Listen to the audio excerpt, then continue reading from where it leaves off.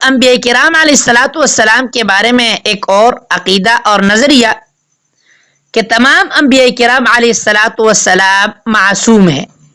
دیکھیے دو چیزیں ہیں، ایک ہے معصوم اور ایک ہے محفوظ.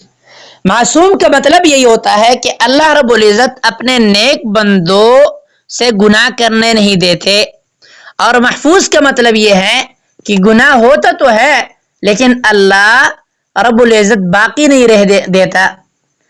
تو انبیاء معصوم ہے اور صحابہ محفوظ ہے. صحابہ سے گناہ ہو سکتا ہے لیکن اللہ ان کو معاف کر دیتے ہیں. اس طرح انبیاء کرام علیہ الصلوۃ والسلام سے گناہ ہو ہی نہیں سکتا، اور یہی عصمت انبیاء کا مسئلہ ہے. اسی کو ہم متکلمین اور عقائد کی اصطلاح میں عصمت انبیاء کا عنوان دے دیتے ہیں. اسی طرح اور عصمت کا معنی یہی ہوتا ہے روک دینا اور بچا لینا، اور شرعی معنی یہی ہے کہ اللہ تعالیٰ اپنے نبیوں کو جان بوجھ کر، بھول کر یا غلطی سے بھی گناہ، کفر اور معصیت سے محفوظ رکھتا ہے. اور پھر عصمت کی کئی قسمیں ہیں. ایک ہے عصمت قبل النبوت، یعنی نبوت سے ملنے سے پہلے بھی انبیاء کرام علیہ الصلوۃ والسلام کفر، شرک اور گناہ کبیرہ سے محفوظ تھے. اور دوسری عصمت کی قسم ہے عصمت فی تبلیغ، یعنی وہی پہنچانے میں 100% انبیاء کرام علیہ الصلوۃ والسلام معصوم ہیں، نہ کوئی کمی کرتے ہیں اور نہ زیادتی کرتے ہیں، کیونکہ قرآن مجید میں ہے وما علی الرسول الا البلاغ المبین. اور ایک ہے عصمت بعد النبوت، یعنی نبوت ملنے کے بعد انبیاء کرام علیہ الصلوۃ والسلام جان بوجھ کر گناہ نہیں کرتے.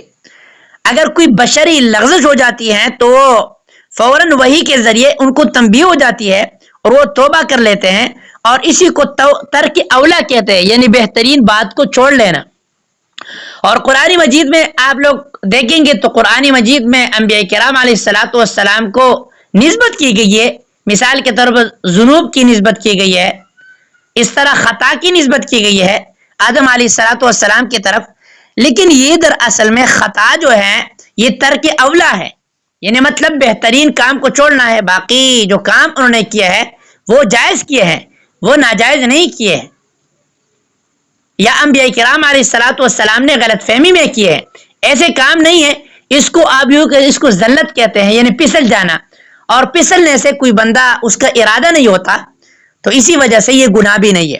لیکن چونکہ ترک اولا ہے، بہترین کام نہیں ہے، اسی لیے اللہ رب العزت نے ان کو جو ہے وہ تنبیہ فرمائی ہے کہ ایسا کام نہیں کرنا چاہیے. اس طرح آدم علیہ الصلوۃ والسلام کے بارے میں قرآن مجید میں موجود ہے. اور انبیاء کرام علیہ الصلوۃ والسلام کے عصمت کے دلائل کیا ہیں؟ تو قرآن مجید میں یوں ہے اللہ یصطفی من الملائکۃ رسلا ومن الناس، کہ اللہ فرشتوں اور انسانوں میں سے رسول کو چنتا ہے، اور جسے اللہ چن لے وہ گناہ پر کیسے رہے گا. اور شیطان نے خود کہا قال فبعزتک لاغوینہم اجمعین الا عبادک منہم المخلصین، آپ کی عزت کی قسم میں جو ہے سب لوگوں کو بہکاؤں گا سوائے تیرے مخلص بندوں کو، اور ان مخلص بندوں میں انبیاء بھی شامل ہے. اور قرآن مجید میں ہے انا نحن نزلنا الذکر وانا لہ لحافظون، کہ ہم ہی نے قرآن کو اتارا ہے اور ہم ہی کے اس کے محافظ ہیں. جس طرح اللہ نے قرآن کی حفاظت کا ذمہ لیا ہے، اس طرح قرآن کے پہنچانے والے رسول کی بھی حفاظت فرماتا ہے. اور حضور صلی اللہ علیہ وسلم نے عصمت انبیاء کا مسئلہ اس طرح اپنے احادیث میں بیان کیا الانبیاء معصومون، کہ انبیاء کرام علیہ الصلوۃ والسلام معصوم ہیں.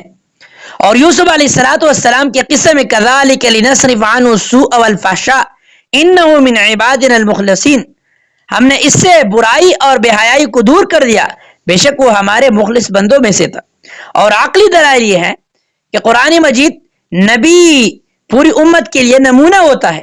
لقد کان لکم فی رسول اللہ اسوۃ حسنہ، اگر نبی بھی گناہ کرے، نبی بھی خطا کرے تو وہ اس کی پیروی کیسے کی جا سکتی ہے؟ تو اسی لیے اس سے پتہ چلا کہ نبی گناہوں سے پاک ہوتا ہے. اور دوسری بات یہ ہے کہ نبی اللہ اور بندوں کے درمیان حجت ہے. اگر نبی خود نافرمانی کرے تو اس کی بات کی حجت باقی نہیں رہتی. لوگ کہیں گے پہلے خود عمل کرو پھر ہمیں بتاؤ. اس سے پتہ چلا کہ نبی وہ معصوم ہوتے ہیں اور اللہ حکیم ہے. وہ ایسے شخص کو اپنا پیغمبر نہیں بناتا جس کے کردار پر انگلی اٹھ سکے. لہذا ورنہ کفار انبیاء کرام علیہ الصلوۃ والسلام کے کردار پر انگلی اٹھاتے. کسی بھی امتی نے نبی کے کردار پر انگلی نہیں اٹھائی. اس سے پتہ چلا کہ انبیاء معصوم ہیں. اور علماء کا اس بات پر اجماع ہے کہ انبیاء کرام علیہ الصلوۃ والسلام کفر، شرک، کبائر اور دناعت والے صغائر سے بھی معصوم ہیں جو دناعت پر دلالت کرتے ہو. تو لہذا اس سے پتہ چلا کہ انبیاء کرام علیہ الصلوۃ والسلام معصوم ہیں. اسی طرح انبیاء کرام علیہ الصلوۃ والسلام کے درمیان اللہ رب العزت نے بعض انبیاء کرام علیہ الصلوۃ والسلام کو فضیلت دی ہے. تلک الرسل فضلنا بعضهم على بعض.